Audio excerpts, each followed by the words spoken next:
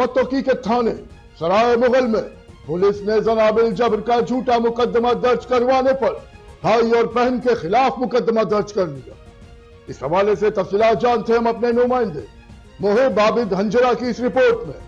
पत्तोकी थाना सराय मुगल पुलिस ने जनाब बिल जबर का झूठा मुकदमा दर्ज करवाने वाले भाई और बहन के खिलाफ मुकदमा दर्ज कर लिया। पुलिस के मुताबिक 29 साल खातून के भाई की दरख्वास्त पर जनाब बिल जबर का मुकदमा दर्ज किया गया था। पुलिस का कहना है कि चालान मुरतब करके अदालत मुजाज भिजवाया गया तो मुद्दई ने मुलजमान के साथ बाज कर ली और जानबूझकर FIR के मतन से मुतारफ हो गया, जिसके बाद मुलजमान सजा से बच निकले। FIR के मतन के मुताबिक मुद्दई शेर नवाब और नामजद विक्टिम नाजिया ने अपने नाजायज़ मकासद के हसूल के लिए झूठा मुकदमा दर्ज करवाया और सरकारी मशीनरी का वक़्त और वसाइल ज़ाया किए। पुलिस के मुताबिक थाना सराय मुगल ने झूठा मुकदमा दर्ज करवाने वालों के खिलाफ कार्रवाई का आगाज़ कर दिया।